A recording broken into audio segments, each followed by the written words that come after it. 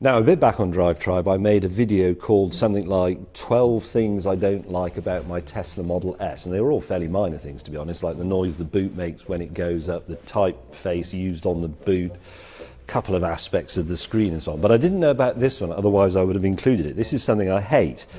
It's a bit boring, this, but I'm going to have to explain it all. The Tesla has two batteries. It's got the great big battery under the floor, which powers the car. It also has, here in the front trunk, a conventional 12-volt car battery, which keeps all the systems alive and the memory in the computer and all that sort of usual rubbish, makes the car unlock. That, because I hadn't used the car for a while, had gone flat and I couldn't get in. Now you might think, well, why does that battery go flat when it's got a great big battery and it's permanently plugged into the charger in my garage, even though it's not being used because of lockdown? Very good question. But what Tesla have explained to me is, yes, the car charges conventionally through the cable, and that charger also, via the electronics, keeps that battery charged. But when the big battery is fully charged, the charging system turns off and it doesn't keep topping that one up, and that one eventually, because it's running the computer and so on in the background, goes flat. I couldn't get into the car because the battery's flat, so the doors won't unlock and the handles won't come out, etc. I can't open the frunk because that is electrically operated from the key. I thought the battery had run out in the key, which it does quite quickly, so I put a new one in. It wasn't that. I rang up Tesla and they said you can get into the frunk, but to get into the frunk without using the flipper, because the battery's flat, you have to pull the two emergency releases which are in the wheel arches.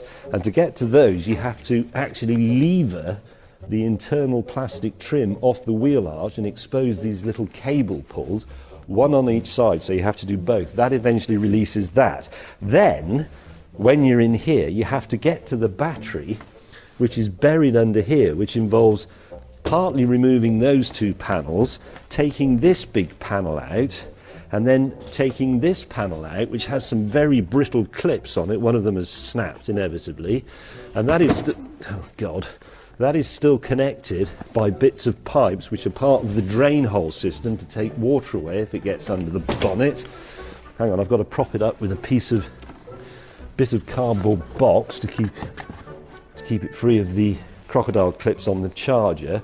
And then when I've lifted that up, you have to take this bit of ducting out, which is part of the heating system, and then finally you get to the battery. Now unfortunately I could see this end of the battery and I thought, I can go onto there and an earth point on the car, but actually that's the earth terminal. I needed to get to that one, the positive one. So finally I'm in and I'm trickle charging the battery. When it comes back to life, the car hopefully will start operating again. What this needs, if you're watching Elon Musk or anybody else involved with Tesla, just in case this happens to other people, it needs a permanent one of these charging port attached. I put these on all my motorcycles for exactly this reason, so that if they're parked up and I'm not using them, I can plug a trickle charger in and maintain the battery condition.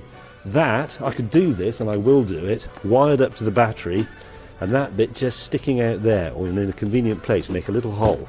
That's what it needs, because otherwise, to charge the battery, you have to dismantle the car. It was about an hour's work. And frankly, it's pissed me off. Like, comment, subscribe.